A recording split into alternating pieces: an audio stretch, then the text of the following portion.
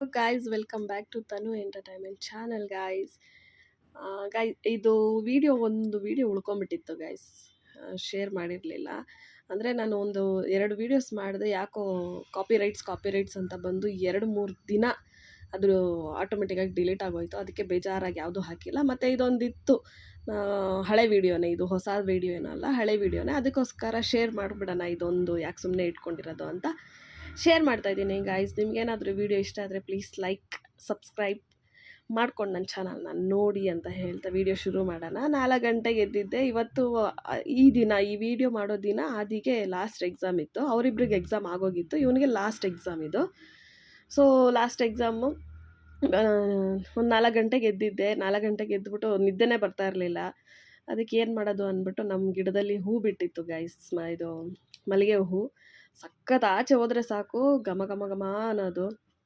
So 4 ಗಂಟೆಗೆ ಹೋಗ್ಬಿಟ್ಟು ದೆವ್ವ ಥರ ಹೂ ಬಿಡಿಸ್ತಾ ಇದ್ದೆ. ಹೂ ಬಿಡಿಸ್ಬಿಟ್ಟು ನೆಕ್ಸ್ಟ್ ಮುಂದಿನ ಕೆಲಸ ಸ್ಟಾರ್ಟ್ ಮಾಡೋಣ ಅಂತ ಹೇಳ್ಬಿಟ್ಟು, ಹೆಂಗೋ ಟೈಮ್ ಇತ್ತಲ್ವಾ, ಅಷ್ಟು ಬೇಗ ಇದು ಏನು ಮಾಡೋದು ಅಂತ ಹೇಳ್ಬಿಟ್ಟು ಹೂವೆಲ್ಲ ಕಿತ್ಕೊಂಡೆ ಗೈಸ್. ಕಿತ್ಬಿಟ್ಟು ಇದು ಕಟ್ಟಕ್ಕೆ ಸ್ವಲ್ಪ ಕಷ್ಟ, ಮತ್ತು ಕಟ್ಟಕ್ಕೆ ಬರುತ್ತೆ, ತುಂಬ ದಿನ ಆಗೋಗಿದೆ ಅಲ್ವಾ, ಅದಕ್ಕೆ ರಿಸ್ಕ್ ಯಾಕೆ, ಇದು ಬೇಗ ಅಂದರೆ ಇದಕ್ಕೆಲ್ಲ ಪ್ರೆಷರ್ ಕೊಟ್ಟರೆ ಬೇಗ ಹಾಳಾಗ್ಬಿಡುತ್ತಲ್ವ, ಅದಕ್ಕೋಸ್ಕರ ಸಾಫ್ಟಾಗಿ ಹ್ಯಾಂಡಲ್ ಮಾಡಬೇಕು. ಅದಕ್ಕೆ ಸೂಜಿ ದಾರದಲ್ಲಿ ಪೋಣಿಸ್ಕೊಂಡೆ ನಾನು. ಇದನ್ನು ಪೋಣಿಸಿದ ಮೇಲೆ ದಿಂಡಾಗಿ ಸಖತ್ತಾಗಿ ಬರುತ್ತೆ. ಮತ್ತು ನನಗಂತೂ ತುಂಬ ಇಷ್ಟ ಹೂ ಅಂದರೆ, ಸಖತ್ ಇಷ್ಟ. ಮಲ್ಲಿಗೆ ಹೂ ಆಗಲಿ ಯಾವುದೇ ಆಗಲಿ,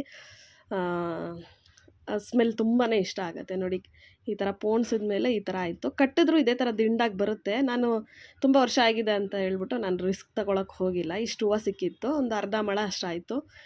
ಮುಡ್ಕೊಂಡೆ, ಸಖತ್ತಾಗಿತ್ತು. ಮುಡ್ಕೊಂಡು ಮತ್ತೆ ಸ್ಕೂಲಿಗೆ ಡ್ರಾಪ್ ಮಾಡೋಣ ಅಂತ ಆ್ಯಸ್ ಯೂಶ್ವಲ್ ಇವನ್ನ ಆಯುಷ್ ಜೊತೆಲಿ ಬಂದ, ಅವನು ಕರ್ಕೊಂಡು ಹೋದ್ವಿ. ಅವ್ನಿಗೆ ಡ್ರಾಪ್ ಮಾಡಿಬಿಟ್ಟು ಸ್ಕೂಲಲ್ಲಿ ಲಾಸ್ಟ್ ಡೇ ಅಲ್ವಾ, ಮತ್ತು ಕನಕಪುರ ಡೈಲಿ ಸುತ್ತಾ ಇದೆ ಅಲ್ವಾ, ಕನಕಪುರ ಸ್ಕೂಲು. ಸೊ ಇವತ್ತು ಯಾಕೆ ಕಬ್ಬಾಳಮ್ಮ ದೇವಸ್ಥಾನಕ್ಕೆ ಹೋಗಬಾರ್ದು, ಇಷ್ಟು ದಿನ ಆಗಿದೆ ಅಂದರೆ ಹೋಗ್ತಾ ಇದ್ದೆ. ಟೈಮ್ 1 ಅಷ್ಟರಲ್ಲಿ ಮತ್ತೆ ಸ್ಕೂಲ್ ಹತ್ರ ಇರಬೇಕಲ್ವಾ, ಲೇಟ್ ಆಗಿಬಿಟ್ರೆ ಅಂತ ಹೋಗ್ತಾ ಇರಲಿಲ್ಲ. ಇವತ್ತು ಟ್ರೈ ಮಾಡೋಣ, ಹೋಗಿ ನೋಡೋಣ ಅಂದ್ಬಿಟ್ಟು ಏನು ಮಾಡಿದೆ, ಗಾಡಿ ಅಲ್ಲೇ ಸ್ಕೂಲ್ ಹತ್ರನೇ ಡ್ರಾಪ್ ಮಾಡಿಬಿಟ್ಟು, ಆದಿಗೆ ಡ್ರಾಪ್ ಮಾಡಿದ್ಮೇಲೆ ಅಲ್ಲೇ ಸ್ಕೂಲ್ ಹತ್ರನೇ ನಿಲ್ಲಿಸ್ಬಿಟ್ಟು ಪಾರ್ಕ್ ಮಾಡಿ ಬಸ್ಸಲ್ಲಿ ನಾನು ಆಯುಷು ಕಬ್ಬಾಳಮ್ಮ ದೇವಸ್ಥಾನಕ್ಕೆ ಹೋದ್ವಿ. ಹೋದ್ಮೇಲೆ ಯಪ್ಪ ಯಾಕಾದರೂ ಬಂದು ಆರಾಮಾಗಿ ಪೀಸಾಗಿ ಬರಬೇಕು, ಈ ಥರ ಅಂತೂ ಯಾವತ್ತೂ ಬರಬಾರ್ದು ಅಂತ ಅನ್ನಿಸ್ಬಿಡ್ತು. ಯಾಕಂದರೆ ಟೆನ್ಷನ್ ಆಗೋಯ್ತು. 1 ಗಂಟೆ ಆದರೂ ನಾನು ಸ್ಕೂಲ್ ಹತ್ರ ತಲುಪೋಕ್ಕಾಗಿಲ್ಲ, ನಾನು ಅಲ್ಲೇ ಇದ್ದೆ. ಸಿಕ್ಕಾಪಟ್ಟೆ ಇದಾಗೋಯಿತು. ಆದರೂ ಪರವಾಗಿಲ್ಲ ಅಂತ ಹೇಳ್ಬಿಟ್ಟು ಹೋದ್ವಿ ಬಸ್ಸಲ್ಲಿ. ಇದೆಲ್ಲ ಹೊಸದ್ದು ಗೈಸ್ ನಮಗೆ, ಈ ಥರ ಬಸ್ಸಲ್ಲೆಲ್ಲ ಹೋಗ್ತಾ ಇರೋದು. ಪ್ರೈವೇಟ್ ವೆಹಿಕಲಲ್ಲೇ ನಾನು ಆಲ್ಮೋಸ್ಟ್ ಅಂದರೆ ಕಬ್ಬಾಳಮ್ಮ ದೇವಸ್ಥಾನಕ್ಕೆ ಬಸ್ಸಲ್ಲಿ ಇದ್ದೇ ಫಸ್ಟ್ ಅಂತಲೇ ಹೇಳ್ಬೋದು ನಾನು ಹೋಗಿರೋದು. ಪ್ರೈವೇಟ್ ವೆಹಿಕಲ್ಸಲ್ಲೇ ಹೋಗ್ತಾ ಇದ್ದಿದ್ದು.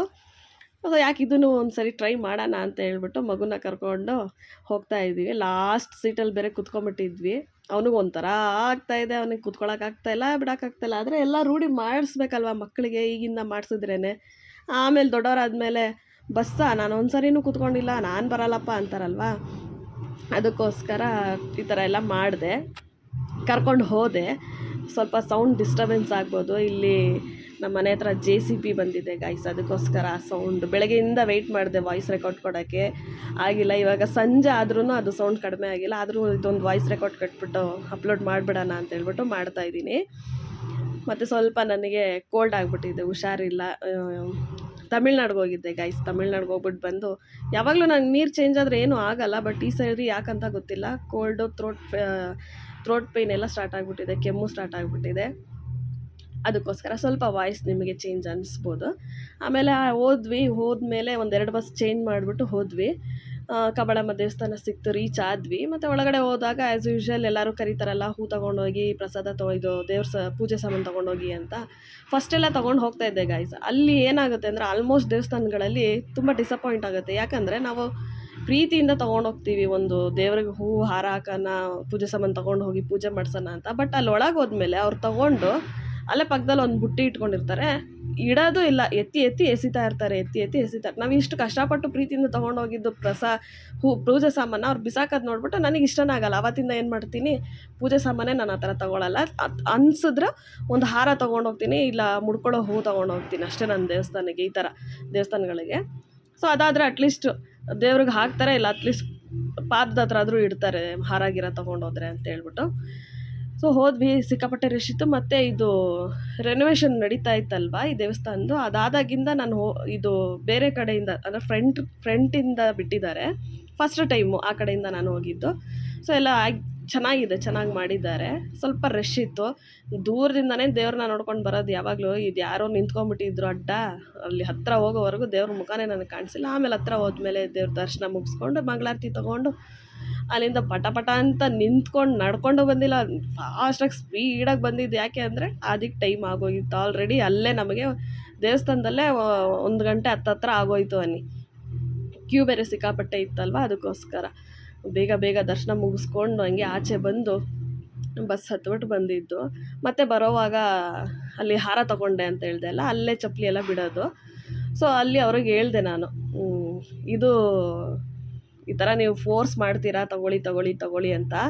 ನಾವು ತೊಗೊಂಡು ಹೋದ್ರೂ ಅಲ್ಲಿ ಅವ್ರು ಎಸಿತಾರೆ ಪೂಜೆ ಸಾಮಾನೆಲ್ಲ, ದೇವ್ರಿಗೆ ಯೂಸ್ ಮಾಡ್ತಾರೋ ಇಲ್ಲೋ ಗೊತ್ತಿಲ್ಲ. ಅಟ್ಲೀಸ್ಟ್ ನಮ್ಮ ಮುಂದೆ ಆದರೂ ಅಲ್ಲಿ ಸೈಡಲ್ಲಿ ಎತ್ತಿಟ್ಬಿಟ್ಟು ಅವ್ರು ಬಳಸ್ಬೋದು. ಆದರೆ ಅವ್ರು ಎಸೆಯೋದು ನೋಡ್ಬಿಟ್ಟು ಬೇಜಾರಾಗುತ್ತೆ, ಅದಕ್ಕೆ ತೊಗೊಳ್ಳಲ್ಲ. ನೀವು ಒಂದ್ಸರಿ ಮಾತಾಡ್ಬೋದಲ್ವ ಅವ್ರಿಗೆ ಅಂತೆಲ್ಲ ಹೇಳಿದೆ. ಇಲ್ಲ ಮೇಡಮ್, ನಾವು ಎಷ್ಟು ಹೇಳಿದ್ರು ಅವ್ರು ಕೇಳಲ್ಲ, ನಿಮ್ಮ ಕೆಲಸ ಏನು ನೀವು ನೋಡ್ಕೊಳ್ಳಿ ಅಂತ ನಮಗೆ ಬೈತಾರೆ ಅಂತಂದರು.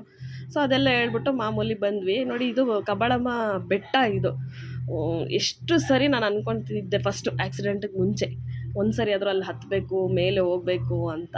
ಈಗಿನವರೆಗೂ ನನ್ನ ಕೈಯಲ್ಲಿ ಆಗೇ ಇಲ್ಲ ಒಂದು ಸರಿನೂ ಹತ್ತಕ್ಕೆ. ಬಟ್ ಆಸೆ ಇದೆ, ಒಂದು ಸರಿ ಆದರೂ ಮೇಲೆ ಹೋಗಬೇಕು, ಮೇಲೆ ಒಂದು ಸರಿ ನೋಡಬೇಕು. ವೀಡಿಯೋಸಲ್ಲೆಲ್ಲ ನೋಡಿದ್ದೀನಿ, ಬಟ್ ಡೈರೆಕ್ಟಾಗಿ ಹೋಗಿಲ್ಲ. ಅದನ್ನು ನೋಡಿಕೊಂಡು, ಮತ್ತು ಇದು ಲೂಸ್ ಥರ ನಾನು ಯಾಕೆ ಈ ಥರ ಮಾಡಿದೆ ಅಂತ ಗೊತ್ತಿಲ್ಲ. ಈ ಥರ ದೇವಸ್ಥಾನಗಳಲ್ಲಿ ಹೋದರೆ ಕಾರಲ್ಲಿ ಹೋದಾಗಲೇ ನಾನು ಈ ಥರ ತೊಗೊಂಬರಲ್ಲ, ಬೈಕಲ್ಲಿ ಹೋದರೂ ನಾನು ತೊಗೊಂಬರಲ್ಲ. ಹೋಗಿರೋದು ಬಸ್ಸಲ್ಲಿ, ಅಂಥದ್ರಲ್ಲಿ ಹೋಗ್ಬಿಟ್ಟು ಪುರಿ ಎಲ್ಲ ತೊಗೊಂಡು ಇರೋ ಮಗುನ ಹಿಡ್ಕೊಂಡು ಲಗೇಜ್ ಹಿಡ್ಕೊಳ್ಳ, ಏನಕ್ಕೆ ನಾನು ತೊಗೊಂಡೆ ಅಂತ ನನಗೆ ಅರ್ಥ ಆಗಿಲ್ಲ. ಆದ್ರೂ ತೊಗೊಂಬಿಟ್ಟಿದ್ದೀನಿ. ತೊಗೊಂಡು ಆಟೋ ಹತ್ತೋವಾಗ ಅಯ್ಯೋ ಏನಕ್ಕೆ ನಾನು ಲೂಸ್ ಥರ ಹಿಂಗೆ ತೊಗೊಂಡಿದ್ದೀನಿ ಅಂತ ಆಟೋ ಹತ್ತೋವಾಗ ಅಲ್ಲಿ ಒಂದು ಆಣಿ ಇರುತ್ತಲ್ಲ, ಆಣಿಗೆ ಟಚ್ ಆಗಿಬಿಟ್ಟು ಕವರ್ ಬೇರೆ ಹರಿದೋಯ್ತು. ಸರಿ, ಕವರ್ ಹರಿದೋಯ್ತು ಅಂದ್ಬಿಟ್ಟು ಹೋಗಿ ಅಂಗಡಿಯಲ್ಲಿ ಕವರ್ ಕೇಳಿಸಿದ್ರೆ, ಮಗು ಕೈಯಲ್ಲಿ ಕಳಿಸಿದ್ರೆ ಯಾರೂ ಕವರ್ ಕೊಡ್ತಾ ಇಲ್ಲ. ಆಮೇಲೆ ನಾನೇ ಹೋಗ್ಬಿಟ್ಟು ಕಾಸು ಕೊಡ್ತೀನಿ, ಕವರ್ ಕೊಡಿ, ಈ ಥರ ಕಟ್ಟಾಗಿದೆ ಅಂತ ಹೇಳಿದ್ಮೇಲೆ ಕಾಸು ತೊಗೊಂಡು ಮಾಮೂಲಿ ಕವರ್ ಕೊಟ್ಟರು. ಆಮೇಲೆ ಅಲ್ಲಿಂದ ಬಸ್ಸಸ್ಸು ಇಲ್ವಂತೆ, ಆಟೋಲಂತೆ. ಆಟೋ ಬೇರೆ ಫಿಲ್ ಆಗಬೇಕು, ಆವಾಗಲೇ ಆಟೋ ಎತ್ತೋದು ಅಂತ ಅವರು. ನನಗೆ ಅಲ್ಲಿ ಡವ ಅಂತ ಐತೆ ಅಲ್ಲ, ಆಚೆ ಆದಿ ಬೇರೆ ನಂಬರಿಂದ ಫೋನ್ ಬೇರೆ ಮಾಡಿಬಿಟ್ಟ, ಎಲ್ಲಿದ್ದೀರಾ ಅಂತ. ಆಮೇಲೆ ಅಣ್ಣನಿಗೆ ಹೇಳ್ದೆ, ಆಟೋ ಅಣ್ಣನಿಗೆ, ಪ್ಲೀಸ್ ಅಣ್ಣ ನಾನೇ ಕೊಡ್ತೀನಿ, ಯಾರೂ ಇಲ್ಲಾಂದ್ರೂ ಪರವಾಗಿಲ್ಲ, ಎಲ್ಲರದು ಸೇರಿ ನಾನೇ ಕೊಡ್ತೀನಿ, ನನಗೆ ಡ್ರಾಪ್ ಮಾಡಿಬಿಡಿ ಬಸ್ ಸ್ಟಾಪ್ವರೆಗೂ ಅಂತ. 200 ಆಗುತ್ತೆ ಅಂದರು. ಆ ಟೈಮಲ್ಲಿ 200 ಅಲ್ಲ, 500 ಆದರೂ ಪರವಾಗಿಲ್ಲ ಅಂದ್ಬಿಟ್ಟು ಹ್ಞೂ ಅಂತ ಹೇಳ್ಬಿಟ್ಟು ಹತ್ಬಿಟ್ಟು ಬಸ್ ಸ್ಟಾಪಲ್ಲಿ ಇಳಿಸಿದ್ರು ಅವರು. 700 ಬಸ್ ಸ್ಟಾಪ್ ಅದು. ಮತ್ತು ಅಲ್ಲಿಂದ ಬಸ್ ಹತ್ತಿ ಡೈರೆಕ್ಟ್ ಸ್ಕೂಲ್ ಹತ್ರ ಹೋಗಿ ಇಳಿದಿದ್ದು.